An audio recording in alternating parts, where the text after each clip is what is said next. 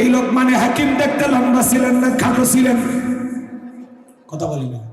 খাটো ছিলেন, চেহারাটা ছিল কালো, ঠোঁটগুলো ছিল মোটা, কিন্তু জবান দিয়ে এমন কিছু কথা বলেছেন যে কথাগুলো আসমানের মালিক আল্লাহর কাছে ভালো লেগেছে।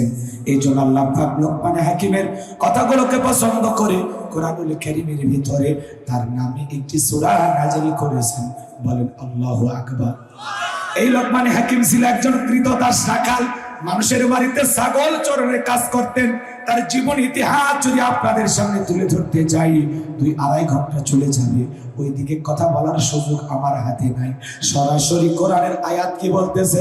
আমার আল্লাহ রাব্বুল আলামিন বলেন, ওয়ালাকাদ আতাইনা লুকমানাল হিকমাতা আনিশকুরু লিল্লাহ ومن يشكر فإنما يشكر لنفسه ومن كفر فإن الله غني حميد। আল্লাহ রাব্বুল আলামিন বলেন, আমি লোকমানে হাকিমকে হিকমত দিয়েছিলাম, জ্ঞান দিয়েছিলাম এবং বলেছিলাম লোকমান আমার শুকরিয়া আদায় করো। লোকমানে হাকিমকে হিকমত আর ইলম আর জ্ঞান দিয়েছিলেন তিনি কে? আল্লাহ তাআলা বলতেছেন, ওয়ালাকাদ আতাইনা লুকমানাল হিকমাতা, আমি লোকমানে হাকিমকে হিকমত দিয়েছিলাম, জ্ঞান দিয়েছিলাম। তাহলে বলেন তো বাজান, জ্ঞান দেওয়ার মালিক কে? আল্লাহ তাআলা বলেন, ওয়ালাকাদ আতাইনা দাউদা সুলাইমানা ইলমা, আমি আল্লাহ পাক পয়গম্বর দাউদ এবং সুলাইমানকে ইলম আর জ্ঞান দিয়েছিলাম। সুবহানাল্লাহ বলবেন। তাহলে নবী রাসূলদেরকে ইলম আর জ্ঞান দিয়েছেন তিনি কে? আর একটু জোরে বলেন, তিনি কে? আল্লাহর নবী দাউদ আলাইহিস সালাম, তাকে আল্লাহ পাক ইলম জ্ঞান দিয়েছিলেন, তার উপর একটি কিতাব নাযিল করেছিলেন। কিতাবের নাম হলো জাবুর। আল্লাহর পয়গম্বর যখন তার সুমধুর কণ্ঠে জাবুর কিতাব তিলাওয়াত করতেন, কণ্ঠটা এত মিষ্টি ছিল, এত ভালো ছিল, পয়গম্বরের তিলাওয়াত শোনার জন্য সমুদ্রের মাছগুলো পর্যন্ত কিনারায় ভিড় জমায়ে দিতে। বলেন আল্লাহু আকবার। আল্লাহ নবী দাউদ আলাইহিস সালাম জীবনের শেষ বেলাভূমিতে গিয়ে আল্লাহকে ডেকে বলেন, আল্লাহ আমার জানতে পারার ইচ্ছা হয় আমার পরবর্তীতে আপনি কাকে ফিলিস্তিনের বাদশাহী দান করবেন।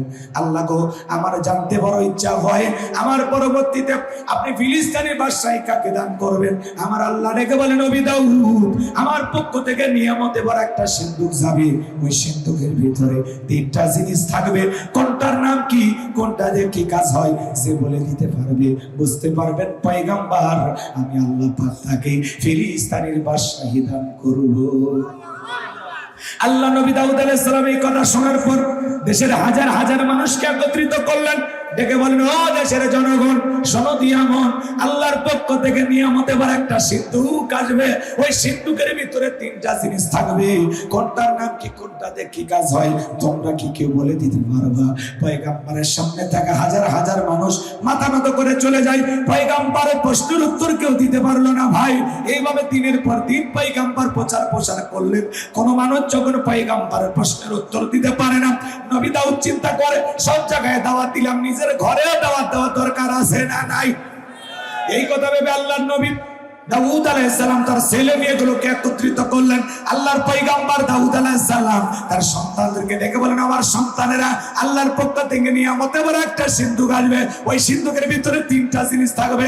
কোনটার নাম কি, কোনটা দিয়ে কি কাজ হয়, তোমরা কি কেউ বলে দিতে পারবা? পয়গম্বরের বড় ছেলে বলতে পারে না, মেজো ছেলে বলতে পারে না, সবার ছোট 19 বছরের টকবকে যুবক, নাম তার সুলাইমান। হাত তুলে বলেন, পয়গম্বর জান আপনি যদি অনুমতি দেন আমি সুলাইমান বলে দিতে পারবো। আল্লাহর পাঠানো নিয়ামতে ভরা সিন্ধুকের ভিতরে 3টা জিনিস কি কি থাকবে, কোনটার নাম কি, কোনটা দিয়ে কি কাজ হয়। আল্লাহু আকবার। পয়গম্বর ডেকে বলে, বাবা তুমি ছোট মানুষ, না বুঝে একটা কথা বলো। নবী সুলাইমান ডেকে বলে, আব্বা আমার ছোট মনে করবেন না, আমার বয়স যখন 14-15 পার হয়ে গেছে, আমি যখন জঙ্গলের পাশ দিয়ে হেঁটে যাই, ওই জঙ্গলের একটা প্রাণী আর একটা প্রাণীর সাথে, একটা পশু আর একটা পশুর সাথে কি কথা বলে, কোন ভাষায় কথা বলে, আমি জমিনের উপরে দাঁড়াই পশু প্রাণীর ভাষাও বুঝতে পারি। দেখে বলে আব্বা যান দূর আকাশে পাখিগুলো ডানা মেলে উড়ে যায়, আমি জমিনের উপরে দাঁড়াই, ওই একটা পাখি আর একটা পাখিকে কি বলে, কোন ভাষায় কথা বলে, আমি জমিনের উপরে দাঁড়াইয়া পাখিদের ভাষাও বুঝতে পারি। আল্লাহর নবী সুলাইমান আলাইহিস সালামকে আল্লাহ এমন ইলম দিয়েছিলেন, পিপিলিকার ভাষা পর্যন্ত বুঝতেন। সুবহানাল্লাহ বলবেন না? সেই নবী সুলাইমান বলে দিবে আল্লাহর পাঠানো সিন্ধুকের ভিতরে তিনটা জিনিস কি কি আছে, কোনটার নাম কি, কোনটাতে কি কাজ হয়, আপনারা কি একটু শুনবেন? কারা কারা একটু হাত তোলেন তো দেখি, লিল্লাহি তাকবীর, হাত নামান। তাহলে বলেন তো বাজার, নবী রাসূলদেরকে ইলম আর জ্ঞান দিয়েছিলেন কে? লোকমানে হাকিমকে জ্ঞান দিয়েছেন কে? আমাদেরকেও জ্ঞান দান করেন তিনি কে? আরো জোরে বলেন কে? কথা কি বুঝাইতে পারলাম নাকি রাগ করছেন? আমার ভাইয়েরা, লোকমানে হাকিম ইলম আর জ্ঞান পাওয়ার পরে শুকরিয়া আদায় করেছিলেন কার? এতে তার সম্মান মর্যাদা কমেছে না বেড়েছে? আরো জোরে বলেন। এই জন্য আল্লাহ তাআলা বলেন ওয়ালাকাদ আতাইনা লুকমানাল হিকমাতা আনিশকুরু লিল্লাহ ওয়া মান ইয়াশকুরু ফাইন্নামা ইয়াশকুরু লিনাফসিহি ওয়া মান কাফারা ফাইন্নাল্লাহা গনিয়্যুন হামিদ।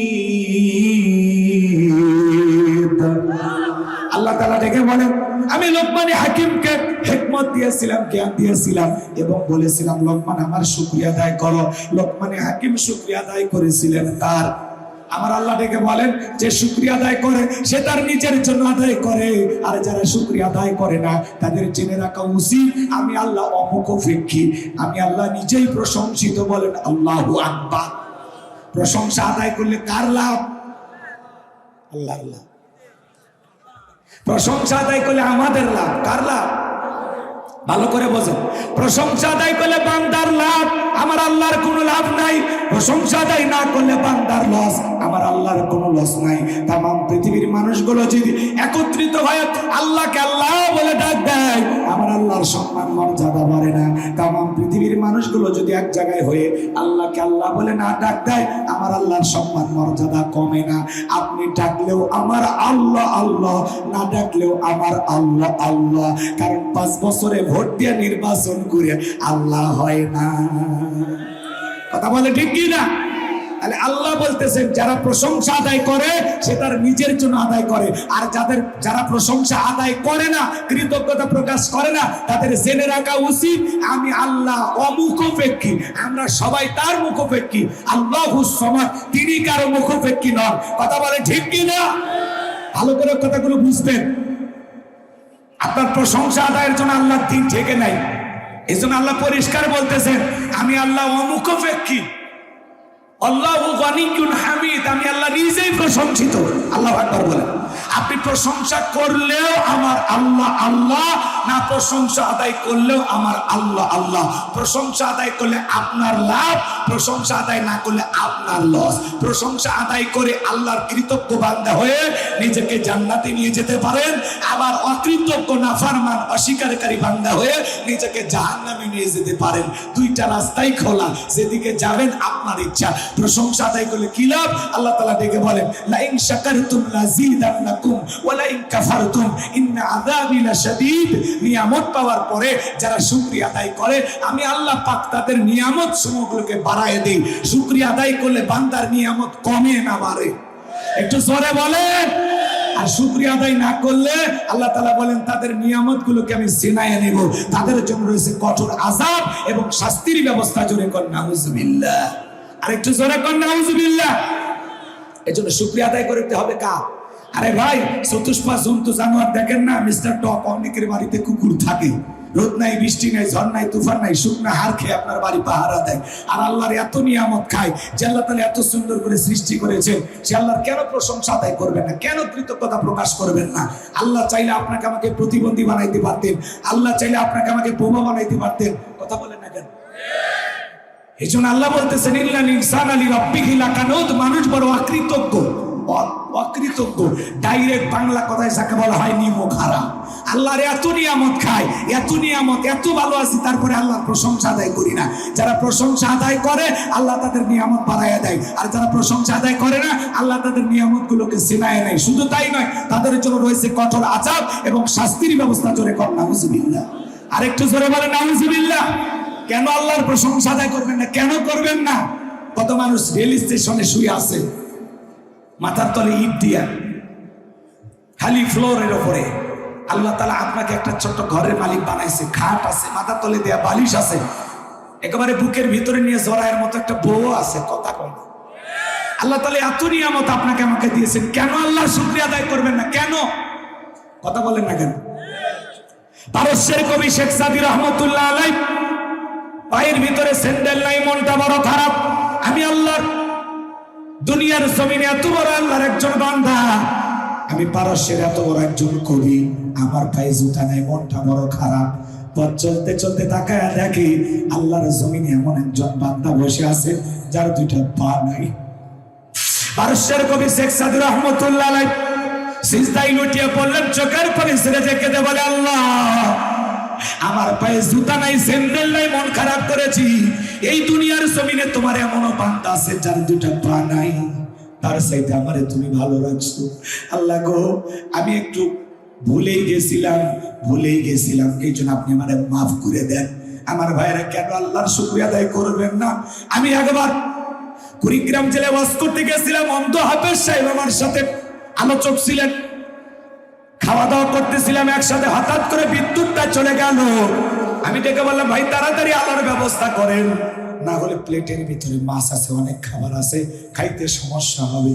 অন্ধ হাফেজ সাহেব আমার হাতটা ধরে ডেকে বলে, হুজুর 52 বছর ধরে আমার চোখে কোনো আলো নাই, হুজুর গো আমার চোখে 52 বছর কোনো বিদ্যুৎ নাই, যে মা আমারে জন্ম দিয়েছে, মাটা দেখতে কেমন আমি জানি না, যে বাবারে বাবা বলে ডাক দেই, বাবাটা কেমন দেখতে আমি জানি না, হুজুর আমি বড় হওয়ার পরে বিয়ে করেছি, আমার বউটা দেখতে ফর্সা না কালা আমি জানি না, আল্লাহ তাআলা আমাকে অনেকগুলো ছেলে মেয়ে দিয়েছেন, ছেলেটা দেখতে কেমন আমি জানি না, মেয়েটা দেখতে কেমন আমি জানি না, হুজুর গো সে আল্লাহ তাআলা আমাকে সৃষ্টি করেছেন, আমার চেহারাটা দেখতে কেমন, আমি ফর্সা না কালো আমি জানি না, আসমানটা দেখতে কেমন আমি জানি না, জমিনটা দেখতে কেমন আমি জানি না, হুজুর গো 52 বছর ধরে চোখে কোনো আলো নাই, আমি মন খারাপ করি নাই, হুজুর কঠিন কিয়ামতের ময়দানে আল্লাহ তাআলা যেদিন আমার চোখের আলো ফিরায় দেবেন, ওই দিন চোখের আলো পাইয়া সর্বপ্রথম জানো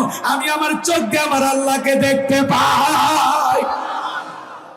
একটা অন্ধ ব্যক্তি সান্ত্বনা কোথায়? যে আল্লাহ দুনিয়াতে চোখের আলো দেয় নাই, আমি মন খারাপ করি নাই, হুজুর যেদিন আল্লাহ তাআলা কিয়ামতের ময়দানে আমার চোখের আলো ফিরাইয়া দেবে, ওই দিন যেন আমি আমার চোখ দিয়ে আমার আল্লাহকে দেখতে পাই। আমার ভাইরা, জান্নাতীদের সবচাইতে বড় পাওয়া মাওলা পাকের দিদার, সুবহানাল্লাহ বলে। আকাশের পূর্ণিমার চাঁদটা দেখতে যেমন সমস্যা হবে না, জান্নাতীরা তেমনি ভাবে আল্লাহকে দেখবে, বলেন আল্লাহু আকবার। এই যে রমজান মাস, রোজাদারের জন্য দুইটা খুশি, একটা ইফতারের আনন্দ, ইফতারের খুশি, আর একটা হলো রোজাদারের সবচাইতে আনন্দ এবং খুশির বিষয় হলো আল্লাহ পাকের দিদার, সুবহানাল্লাহ বলে। দিদারে ইলাহি। রোজাদারের কয়টা খুশি? কথা কয়টা? কয়টা খুশি? রোজাদারের কয়টা খুশি? একটা কখন?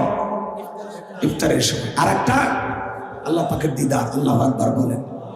এই রমজানের মাস আমাদেরকে কি শেখায়? ইয়া আইয়ুহাল্লাযীনা আমানু কুতিবা আলাইকুমুস সিয়ামু কামা কুতিবা আলাল্লাযীনা মিন ক্বাবলিকুম লাআল্লাকুম তাত্তাকুন। আল্লাহ তাআলা ডেকে বলেন, হে ঈমানদারগণ, তোমাদের উপরে রমজানের সিয়াম রোজাকে ফরজ করা হয়েছে। শুধু তোমাদের উপরে না, তোমাদের পূর্ববর্তী যারা দুনিয়ার জমিনে এসেছিল তাদের উপরে সিয়াম রোজাকে ফরজ করা হয়েছিল। এর মাধ্যমে যেন তোমরা লাআল্লাকুম তাত্তাকুন, তাকওয়া অর্জন করতে পারো, আল্লাহর ভয় অর্জন করতে পারো। রমজান আমাদেরকে আল্লাহর ভয় শিখায়, কথা বলে ঠিক কি না? যাদের অন্তরে আল্লাহর ভয় আছে এরা সুদ খাইতে পারে না, ঘুষ খাইতে পারে না, কথা বলে না কেন? যাদের অন্তরে আল্লাহর ভয় আছে এরা বাজারে সিন্ডিকেটের মাধ্যমে জিনিসের দাম বাড়ায়া জনগণের প্রতি জুলুম করতে পারে না, কথা ঠিক কি না? রমজান মাসে যাদের কালোবাজার ব্যবসায়ী আছে, সিন্ডিকেটের মাধ্যমে প্রত্যেকদিন সোনা বুটের দাম বাড়ায়, চিনির দাম বাড়ায়, পেঁয়াজের দাম বাড়ায়, খেজুরের দাম বাড়ায়, ডালের দাম বাড়ায়, এভাবে বিভিন্ন প্রোডাক্টের দাম যারা বাড়ায়, মনে রাখবেন এই রমজান ওদেরকে তাকওয়া শিখাইতে আসে নাই। এই রমজান মাসে ওই কালোবাজার ব্যবসায়ী যারা জনগণের প্রতি, রোজাদারদের প্রতি, ইমানদারদের প্রতি জুলুম করে, এইভাবে টাকা ইনকাম করে, গাড়ি দিতে হবে।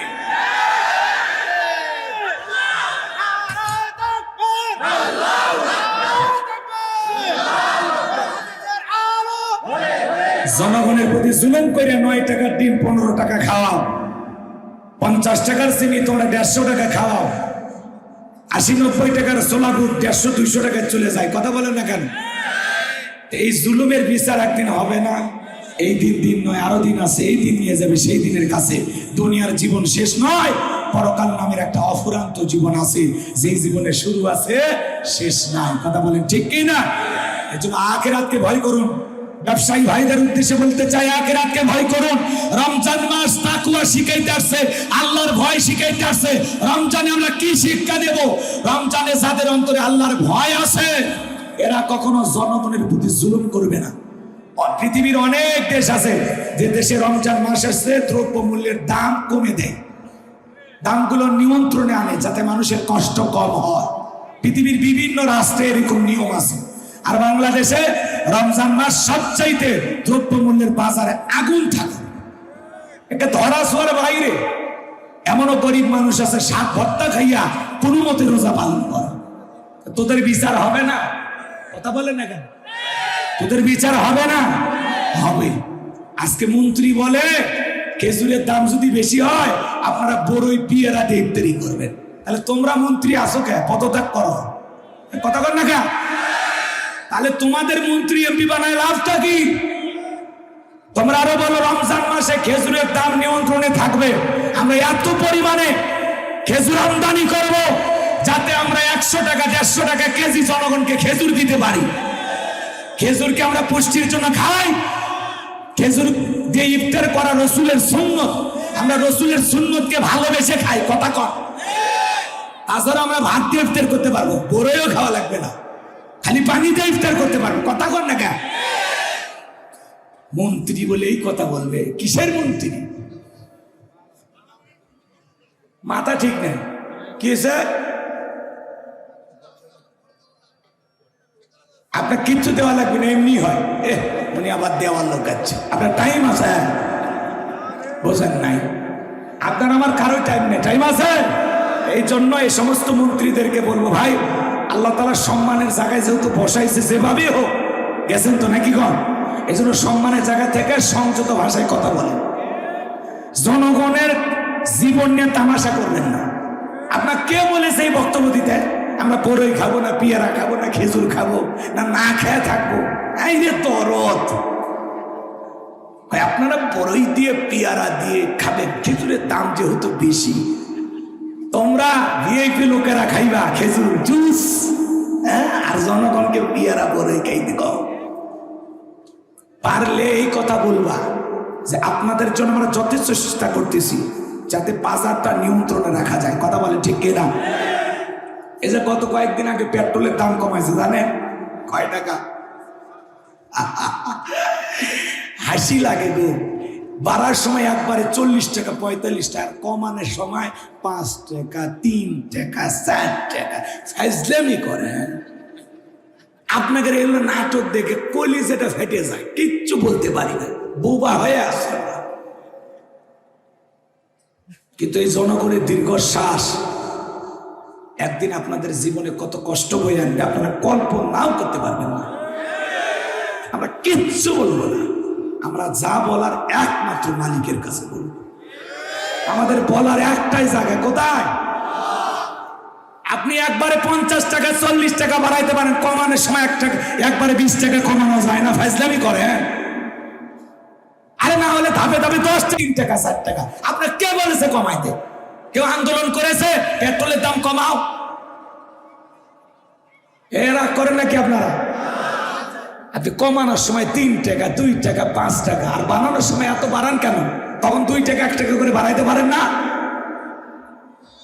এ কথা কন।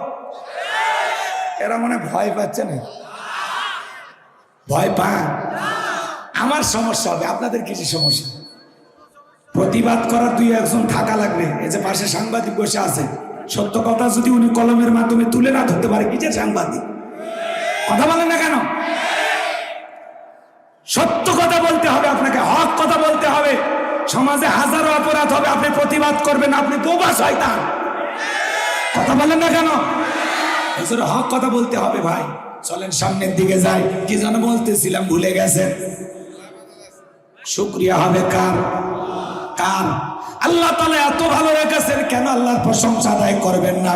এ বাজান আমার জন্মের সময় আপনি আমি বলেন তো টাকার বান্ডিল নিয়ে আসছিলাম, মায়ের পেট থেকে জমির দলিল নিয়ে আসছিলাম, একেবারে ল্যাংটা হয়ে নিঃস্ব হয়ে দুনিয়াতে আসছি। আজকে গাড়ি বাড়ির মালিক আপনাকে কে বানাইছে? কে? এক সময় আপনার পরনে জামা পর্যন্ত ছিল না, এত সুন্দর পোশাক কে দিয়েছে? আপনার 2-4 বিঘা জমির মালিক আপনি কে বানিয়েছেন? এই যে যশোর শহরে আপনার বাড়ি কে দিয়েছে? আপনার ছোটখাটো একটা ব্যবসা প্রতিষ্ঠান আছে বাজারে, আলহামদুলিল্লাহ। আপনি রিক্সা চালক, ভ্যান চালক, আলহামদুলিল্লাহ। আপনি সৌদি আরব, মালয়েশিয়া প্রবাসী, আলহামদুলিল্লাহ। আল্লাহ যাকে যতটুকু দিয়েছেন নিজের অবস্থানে থেকে প্রশংসা হবে কার? আরে ভাই, আপনার একটা দোকান আছে তো বাজারে, ওইরকম একটা দোকান দেওয়ার জন্য অনেকে স্বপ্ন দেখে। আপনি তো একটা মালয়েশিয়া প্রবাসী, সৌদি আরব প্রবাসী, আপনার মতো বিদেশে যাওয়ার জন্য অনেকে পাসপোর্ট নিয়ে ঘরে বুক ভরা আশা নিয়ে। কথা কন ঠিক কিনা? আল্লাহ তাআলা যাকে যেভাবে রেখেছেন, ইনি যে যশোরে মুক্তিযোদ্ধা কলেজের স্যার, ওই জায়গায় যাওয়ার জন্য অনেকে মানুষ কষ্ট করে। জাহাঙ্গীর স্যার তারপরে হ্যাপি যদি না হয়, তাহলে ও ধ্বংস আছে না? জোরে বলেন, ধ্বংস আছে না? না। এই জন্য আল্লাহ তাআলা যাকে যে অবস্থানে রেখেছেন, আলহামদুলিল্লাহ। ভাই, আমার ছোট্ট একটা টিনের ঘর আছে, মাটির ঘর আছে, ইটার ঘর আছে, যা আছে। এই পৃথিবীতে এমনও মানুষ বসবাস করে, দেখেন না, কাগজের ঘর বাড়ি দিয়ে বসবাস করে, যাদেরকে আমরা যাযাবর বলি। ওর কাগজের ঘরে বসবাস করে, তার চাইতে আল্লাহ আপনাকে ভালো রাখে নাই? হ্যাঁ, আল্লাহ চাইলে বোবা বানাইতে পারতেন, অন্ধ বানাইতে পারতেন, লুলা বানাইতে পারতেন, ল্যাংড়া বানাইতে পারতেন, প্রতিবন্ধী বানাইতে পারতেন। কথা বলেন এখন। কত মানুষ রাস্তায় ভিক্ষা করে, আপনার তো ভিক্ষা করে লাগে না। কথা বলেন না কেন? আল্লাহ 2 তলা 1 তলা ঘরের মালিক বানাইছে। আল্লাহ ইচ্ছা করলে ওই রাস্তার ভিক্ষুকের মতো আপনাকে হাতে থালায় ধরে দিতে পারতেন। কথা ডেকে আল্লাহ তাআলা আমাদেরকে এত কিছু দিলেন, এত ভালো রেখেছেন, তাহলে সব সময় প্রশংসা হবে কার?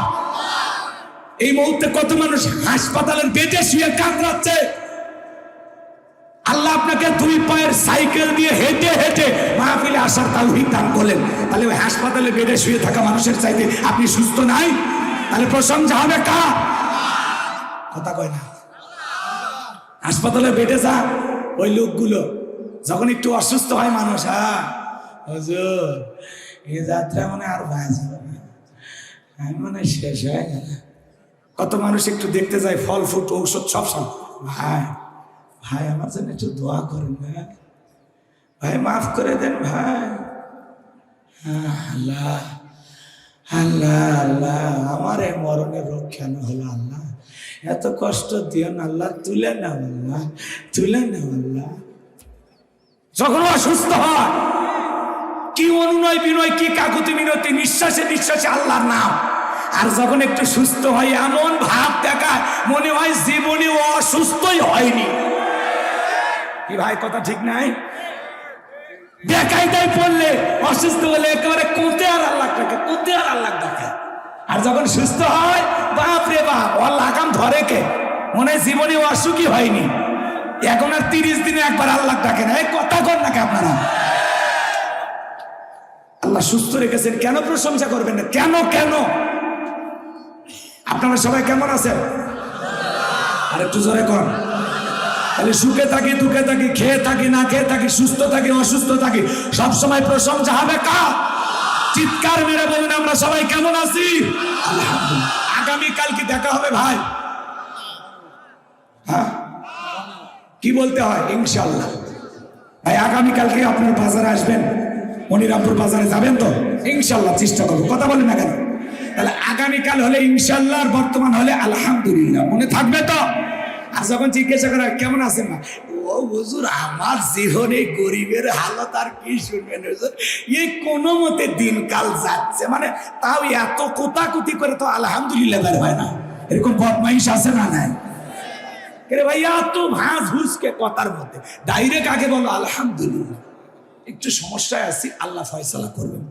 আমার জাগিরদার, যার বাড়িতে থাকিয়ে আমি মাদ্রাসায় পড়েছিলাম, শোনেন, আমার জাগিরদারকে এই যে কয়েকদিন আগে ফোন দিয়েছিল, বাজার কেমন আছে? আছে আলহামদুলিল্লাহ।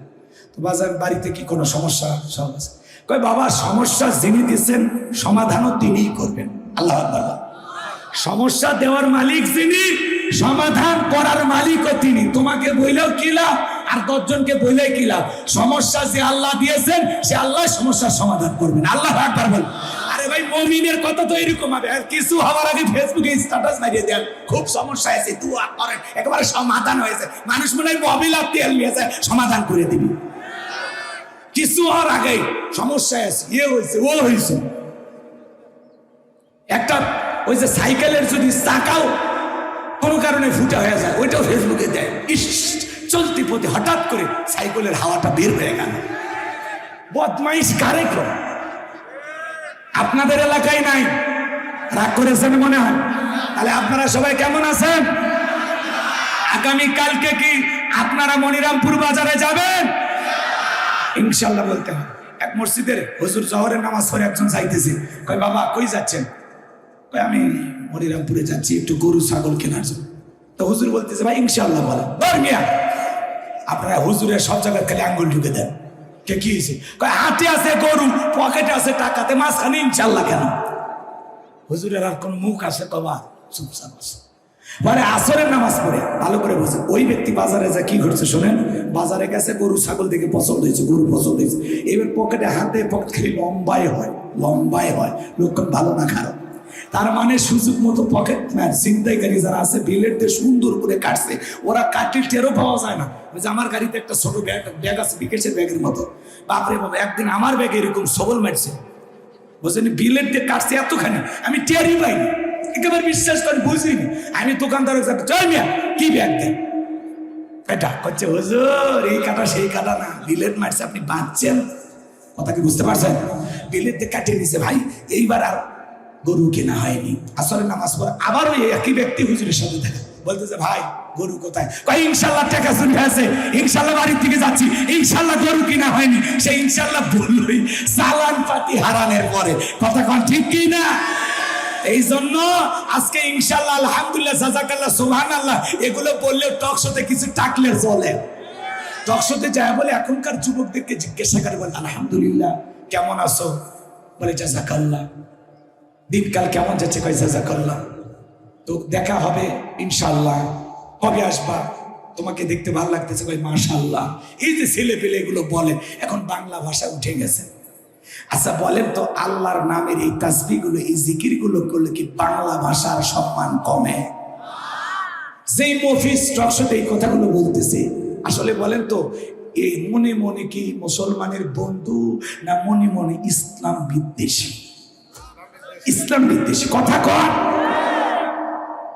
আজকে আমার কলিজাট হারিয়ে গেছে যে কয়েকদিন ধরে মোবাইলে কল দিলে বঙ্গবন্ধুর কণ্ঠ ভাসে আসে, আমি শোনা মাত্র খালি সাইকে উঠি।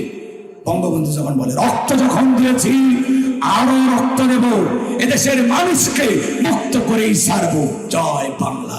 কিন্তু এই জায়গায় আগে কি বলতো? ইনশাআল্লাহ। আমার এই বঙ্গবন্ধুর ইনশাআল্লাহটা কেটে যারা বাদ দিছে এডিট করে, কষ্ট লাগে। কথা কর ঠিক কিনা? আমার ভাইরা মন খারাপ করেছেন বুঝি। এই জন্য আপনাদের উদ্দেশ্যে বলে যেতে চাই, আপনাদের এই বিষয়গুলো খেয়াল রাখা লাগবে। তাহলে আল্লাহ তাআলা এত নিয়ামত দিয়েছে, সুস্থ একটা সুন্দর মানুষ বানাইছেন, দেখের ভিতরে কোনো ত্রুটি রাখলেন না। তাহলে সব সময় জিকির হবে কার? তাহলে সুখে থাকি দুঃখে থাকি সর্বাবস্থায় প্রশংসা আদায় করবো কার? তাহলে চিৎকার মেরে বলুন আলহামদুলিল্লাহ।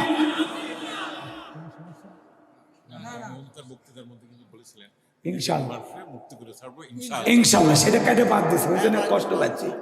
এডিট করছে, এডিট করে ওইটা জয় বাংলা লেগে দিচ্ছে। কথাটা বলেছেন যে এই দেশের মানুষকে মুক্ত করে ছাড়বো ইনশাআল্লাহ। ওই জন্য তো বললাম এই ইনশাআল্লাহটা কেটে বাদ দিছে, দিলে আমার একটু কষ্ট হয়েছে। কথা বুঝলেন নাই? হ্যাঁ, বঙ্গবন্ধু নিঃসন্দেহে একজন বাঙালির সর্বশ্রেষ্ঠ বাঙালি। তার এই ভাষণ কেমনি দেওয়া লাগে, বক্তৃতা কেমনি শেখা লাগে, বঙ্গবন্ধুর জীবন থেকে শিখতে হবে। নেতাও যেমন, ভাষণও তেমন। কি বলেছিলেন? রক্ত যখন দিয়েছি আরো রক্ত দেব, এদেশের মানুষকে মুক্ত করেই ছাড়বো ইনশাআল্লাহ। এই ইনশাআল্লাহ বলার কারণে মুসলমানদেরকে 9 মাস পরে স্বাধীনতা দিয়েছেন কি? আজকে সেই ইনশাআল্লাহ কাটে বাদ দিয়েছে। ওই জন্যই বললাম আজকে ইনশাআল্লাহ, আলহামদুলিল্লাহ এগুলো নিয়ে এক শ্রেণীর মানুষের চুলকানি।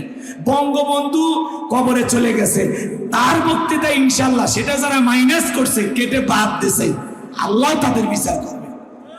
কথা কন না কে?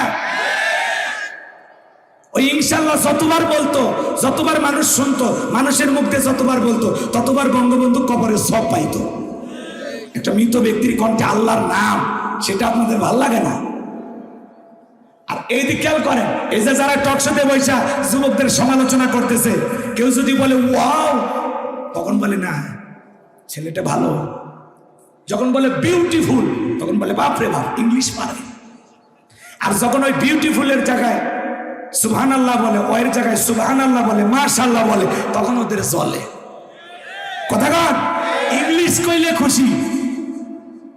আর কোরআন হাদিসের এই আমলগুলো করলে আলহামদুলিল্লাহ, সুবহানাল্লাহ, মাশাআল্লাহ এগুলো কইলে ওদের কষ্ট হয়।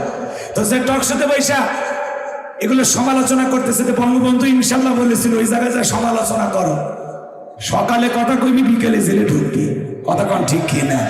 হ্যাঁ, জায়গা মতো। মাননীয় প্রধানমন্ত্রী এখন পর্যন্ত বক্তব্য দিতে গিয়ে বিভিন্ন প্রোগ্রামে বলে আগামীতে দেশের জনগণের জন্য এই কাজটা করা হবে ইনশাল্লাহ। মাননীয় প্রধানমন্ত্রী ইনশাল্লাহ বলে মাঝে মাঝে, কথা কয় না? আরে ভাই, বাপও ভালো মেয়েও ভালো নাকি কন? ইনশাল্লাহটা তো বলে, কথা কয় নাকি? আবার অন্য কিছু বুঝেন না। হ্যাঁ, আমি ইনশাল্লাহর প্রশংসা করতেছি, কথাকে বুঝতে পারছেন? আল্লাহ যেন সঠিক বুঝ দান করেন, জোরে বলেন আমিন।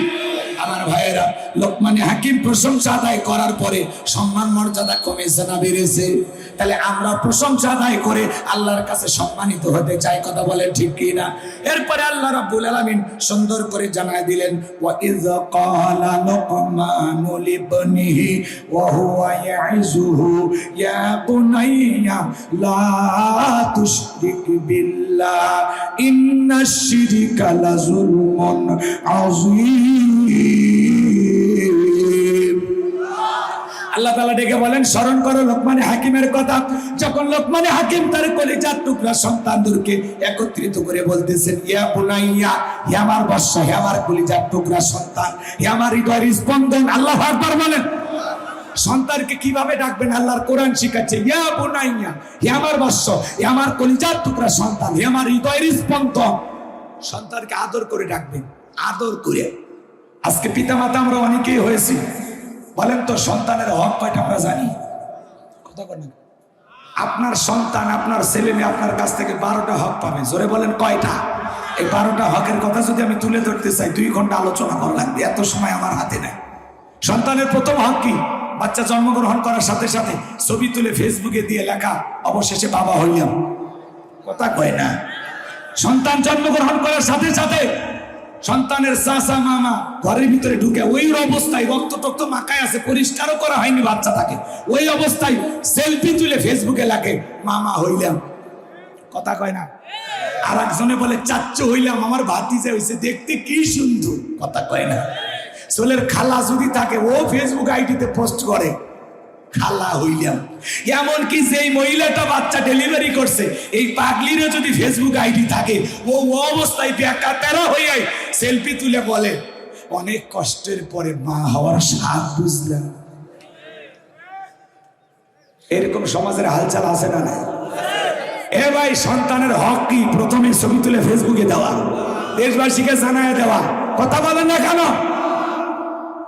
সন্তান জন্মগ্রহণ করার সাথে সাথে তার কানে আজান দিতে হবে, ছেলে হোক আর মেয়ে হোক। কথা কয় না?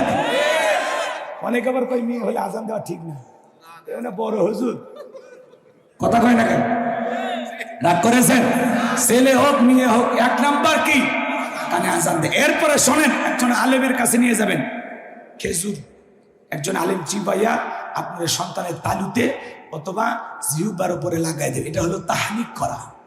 কথাকে বুঝতে পারছেন? এরপরে সন্তানের 3 নাম্বার, এদিক খেয়াল করেন, সন্তানের সুন্দর একটা নাম রাখা লাগে। ওই বল্টু, নাট, স্ক্রু, বুলেট, ট্যাবলেট, এগুলো নাম না। হাসি খুশি, মায়া, জয়া, কথা কয় পিঙ্কি, সুমকি, ঝুমকি, টিলু, লিলু, ডিলু, টিলু। আইরে নামের সাইজ রে ভাই, শয়তান পর্যন্ত হাসে। কথা কন ঠিক কিনা? এগুলা নাম হইল। এক গ্রাম্য চাচা ঢাকা শহরে গেছে, ভাতিজার বাড়িতে খাওয়া দাওয়া শেষে কয়, ভাতিজা তোমার নাকি ছেলে মেয়েছে, ডাক দাও। ডাক দিয়েছে, ব্রাশ ফায়ার। গ্রাম্য চাচা মারছে তো, চাচা তো উড়েই না। কয় বাবা, এই বয়সে আমার ব্রাশ ফায়ার করে মারিস না, বাবা আমারে মাফ করে দে।